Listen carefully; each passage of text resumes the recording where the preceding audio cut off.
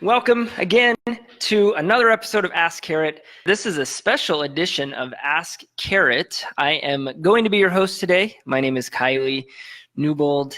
Excited to be here with you all. Today, the topic is Facebook marketing for agents, for investors, and I'm really excited about the episode today for a couple of reasons. Number one, I love talking about Facebook.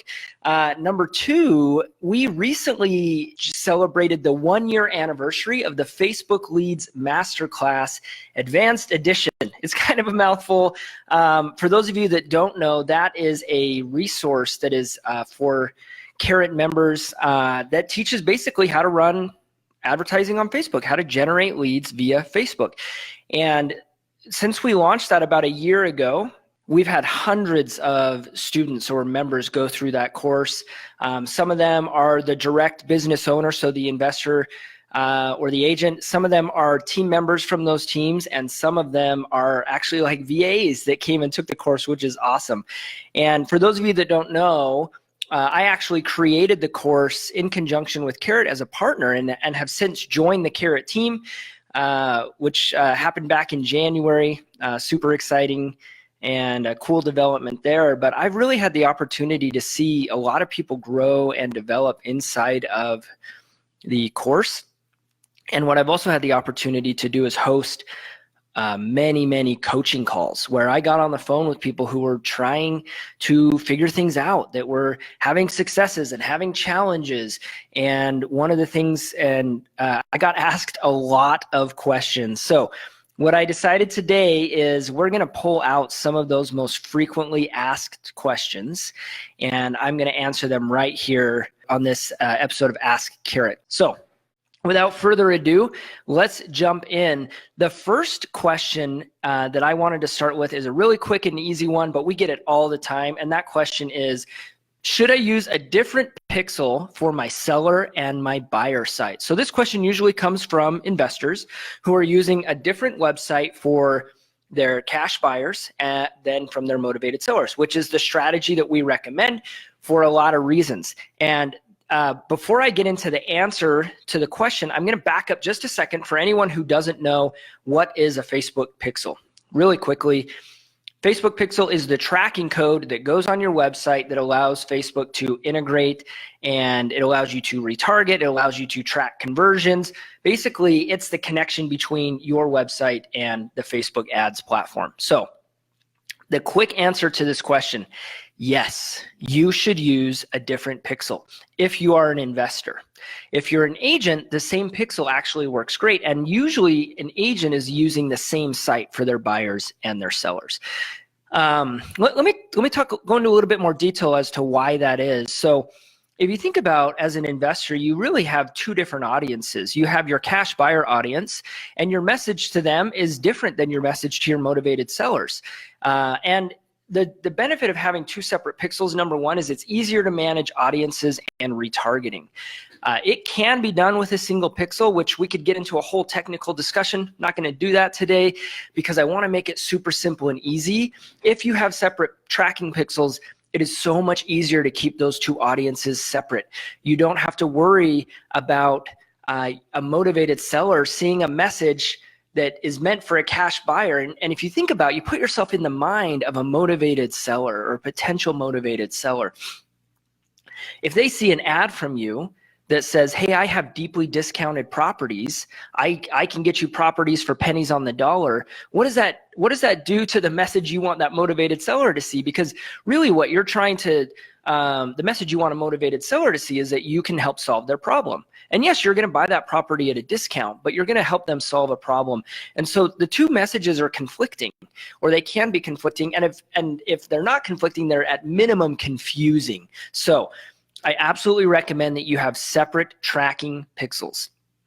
You can run those from the same business manager, so they're actually really easy to manage. Doesn't really complicate things much from a management perspective, but man, it sure makes it easier from a messaging and an audience retargeting perspective.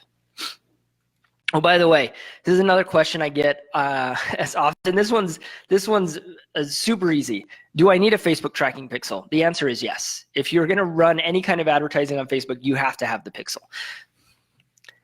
if you want to do it efficiently. All right, let's talk about the next question. What should I do with negative comments? Okay, so first of all, if you're asking this question, then congratulations. That means that you're at least paying attention to the comments. I can't tell you how many agents I talk to, how many investors I talk to that ignore the importance of engagement on Facebook. It is a risky thing to do, to think of Facebook as purely an outbound ad display platform. Facebook is a social media, obviously, but it is very engagement driven. Not only do people expect that, so users expect companies to engage with them on Facebook, but you're actually rewarded as a business if you engage with people on your ads. So, but what do you do with the negative comments? Now, let me back up a second, because I also get the question a lot, like, okay, so how do I really monitor my comments? There's a couple ways you can do this. One is on the Facebook app on your desktop. The other one is on your mobile device. So I use an iPhone, and the Facebook Ads Manager or the Facebook Page Manager. Both of those are good apps to have, and there's ways that you can manage those on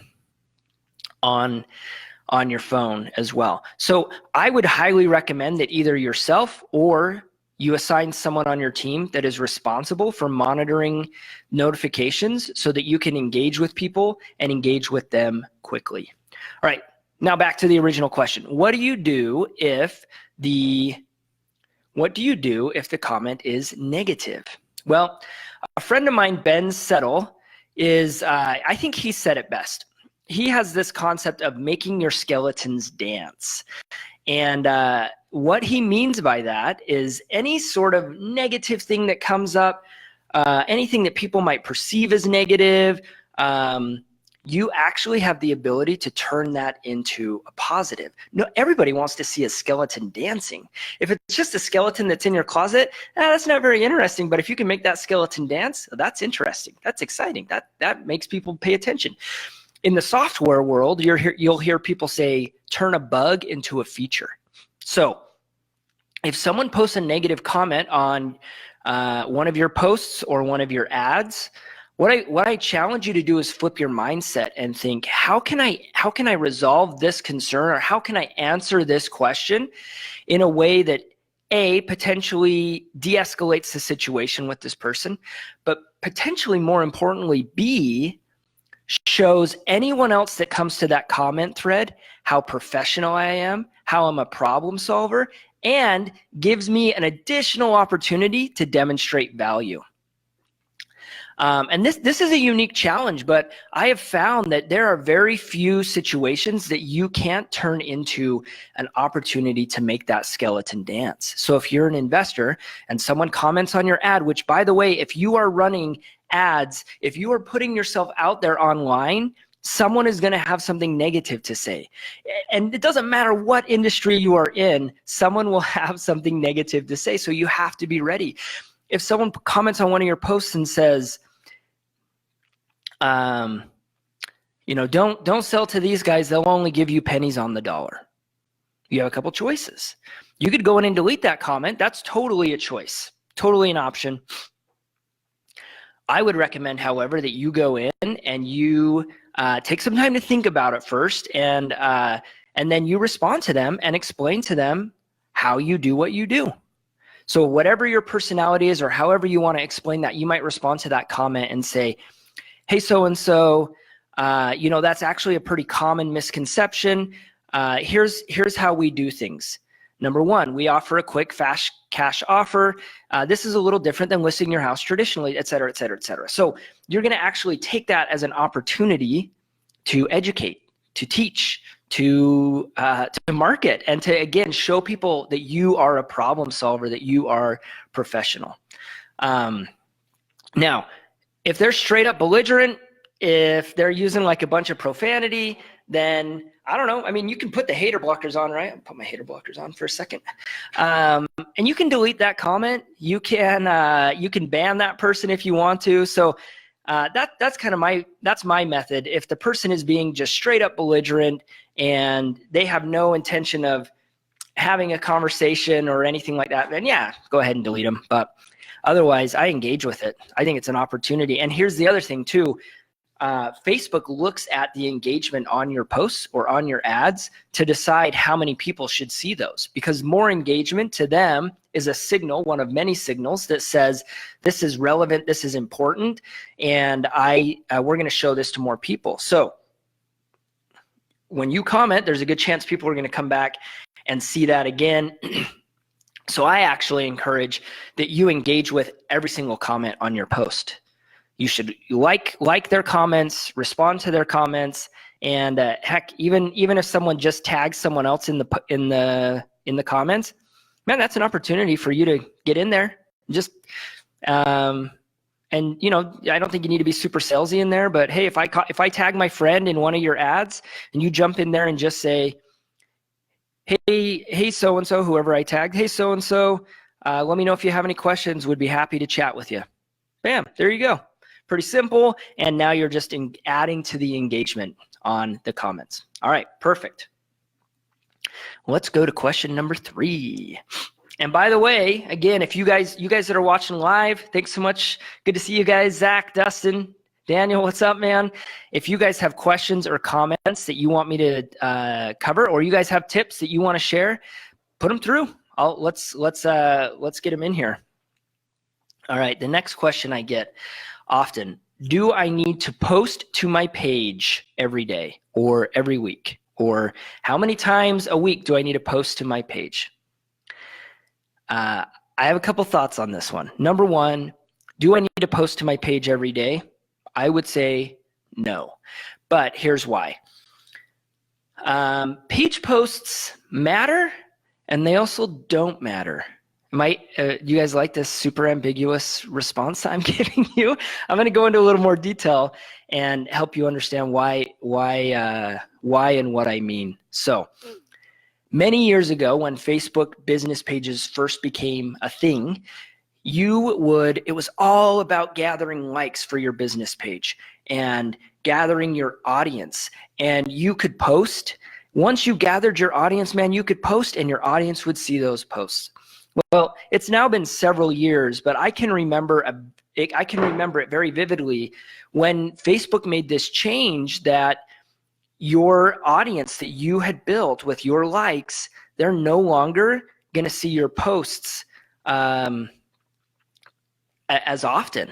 Basically, Facebook totally dramatically changed the way that they choose what we as users see in our news feed. I'll give you guys an example. So at the time, I was with The Color Run, and we had 3-4 million plus Facebook likes. And man, we had worked hard to build that audience. We had run ads specific to building our audience, and we would post something to Facebook, and it was a blast. We'd hit refresh, and literally hundreds and thousands of comments and shares and likes would be on that post as we refreshed it.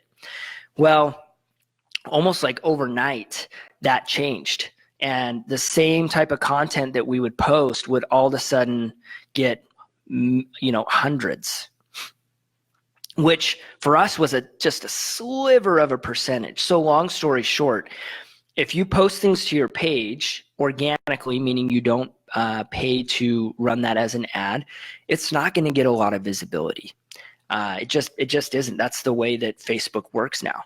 But that being said, you should have, and there is a big benefit to have content on your page, because if someone looks you up on Facebook or someone sees your ad on Facebook, there is a chance that they will click through to your Facebook page and want to see what you're about. So having good content on your Facebook page is super helpful for that, for building social proof, for showing that you are an active business.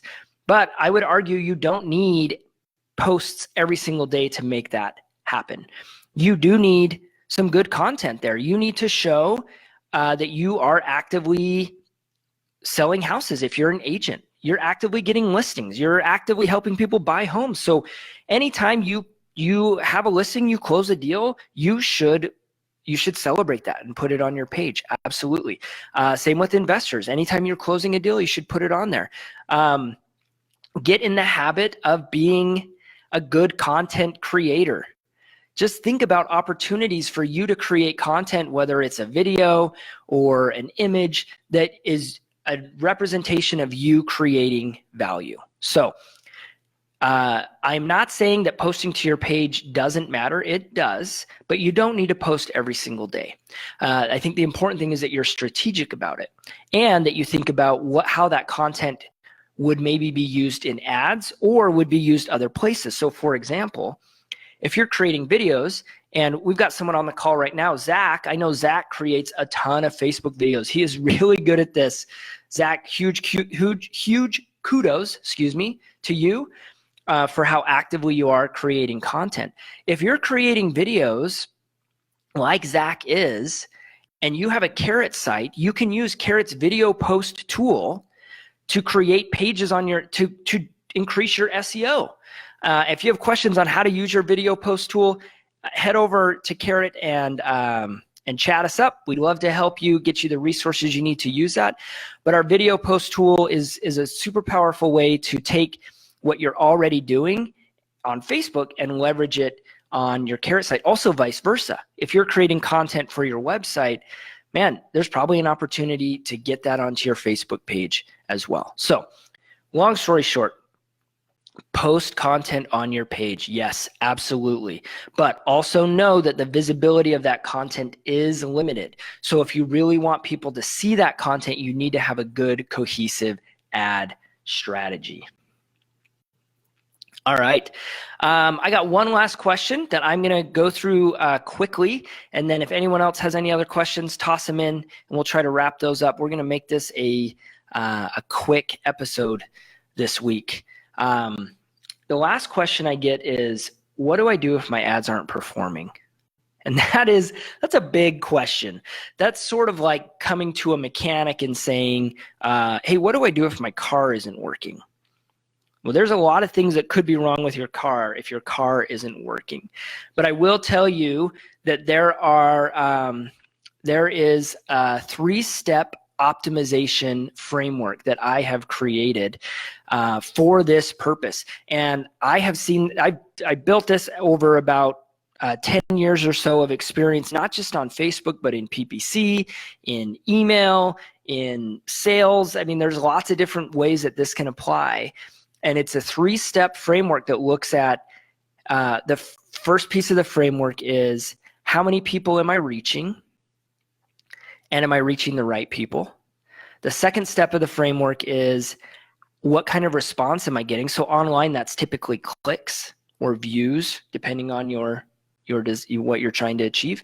And the last one is, are people taking the end result action? So are they converting? Are they becoming a lead? If you're running e-commerce ads, are they purchasing? So there's a 3-step optimization framework. I will grab the link for that thing and I will throw it in the comments here. We'll put it in the show notes as well, if you're listening to the audio version of this. And I have seen this thing work for many people. It's something that I think could work really well for anyone that's struggling here, going like, what do I do? How do I troubleshoot my ads?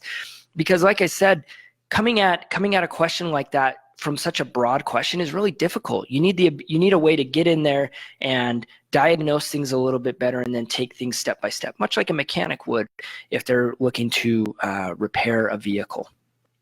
And that 3-step optimization framework actually is a part of the Facebook Leads Masterclass Advanced Edition. That comes from the class. That came out of people asking questions and me really wanting to create a framework to empower people on how to do that themselves. So by the way, that URL is carrot.com/Facebook/optimization-guide. It's kind of a mouthful, so it is in the comment. It is in the comments in the show notes, and you can check it out there. But that kind of brings me to my next point, something I'm really excited about. So I mentioned at the beginning of this that the Facebook Leads class is about a year old, little over a year. And what I'm excited to let everyone know is that we have created a handful of updates to the course. So one of the things I promised, and one of the things I was so passionate about when Trevor and I first decided to create this course, was that it would be a living, breathing course, that it would remain relevant for people. So a lot of things change over the course of a year inside Facebook. And actually, we've done many updates, and through coaching calls, we've done updates. But we have a couple of big update videos that we're excited to get into the course. Those are coming soon, probably in the next 30 days. And if you're already in the course, then perfect. You will get access to all of those updates. If you're not in the course and you're interested in it, you can go to that Facebook optimization guide page. That will give you more information if you follow the prompts there, or you can reach out to us. We're happy to answer questions for you. You can also just go to carrot.com/Facebook, and you will learn more about it there. Perfect.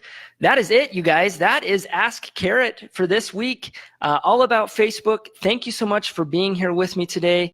I loved having you on. Hopefully what we put out here for you today was super valuable. As always, if you have questions, follow-up, input, feedback, we want to hear it. Come join us on Facebook. And also, if you have something that you'd love to see us cover in a future Ask Carrot episode, then let us know as well. You can come to carrot.com and open up the chat window and chat with us. You can let us know on Facebook.